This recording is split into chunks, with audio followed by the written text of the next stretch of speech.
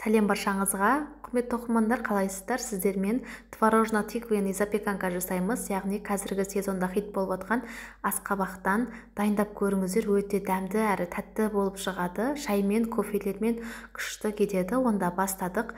Бірінші творожный салмасын дайындап аламыз. Творогымызды саламыз.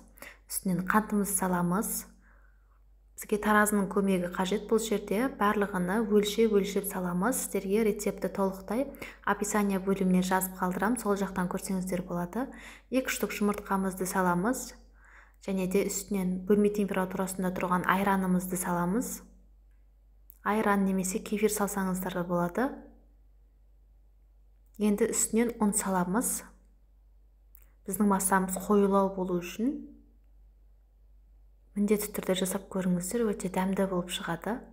Енді блендердің көмегімен жақсылап барлығын бір келкі болғанға дейін жақсылап араластырып аламыз блендермен.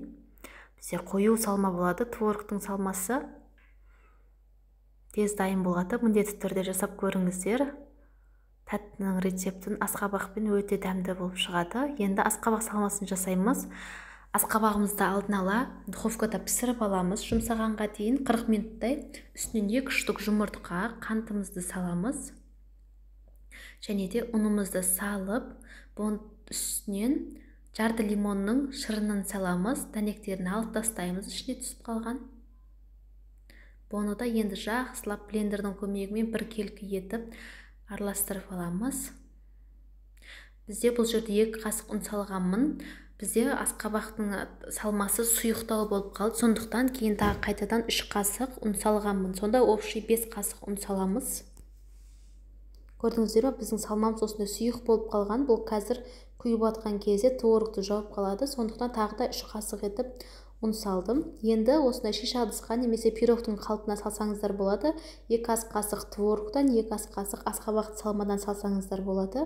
Менде балдарым жағаласып осы жерде қатты жылап кеткеннен кейін ең соңғы жағында үстінен асқабақты салманы құя салғанмын. Неге десеңіздер, менде уақытым болмай қалды. Балдарым кішкентайым жылап кетті. Осылай 2 ас қасықтан салбасаңыздар болады. Зебра болып шығады піскен кезінде. Қалған асқабақты мен осылай бетіне құя салдым. Осылай зубочистканың көмегімен ішіне бір араластырып аламыз. Енді қызып тұрған пеште 180 градуста жарты сағат пісіріп аламыз. 30-35 минуттай пісіп шығады.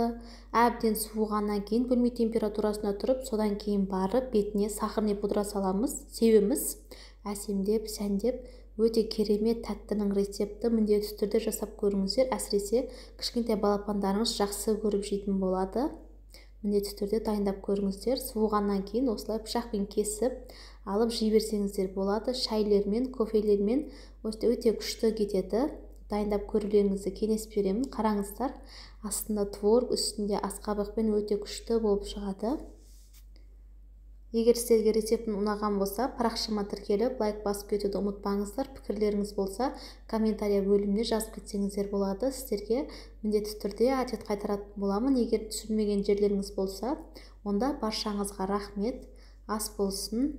Міндетті түрде дайындап көріңіздер.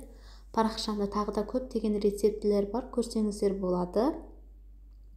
Баршаңызға рахмет. Видеоның соңына дейін көргендеріңізге. Қараңыздар, біздің запеканкамыз қандай әдемі болып шыққан. Дайындап көріңіздер міндетті түрде. Баршаңызға рахмет. Видеоның соңына дейін көргендеріңізге.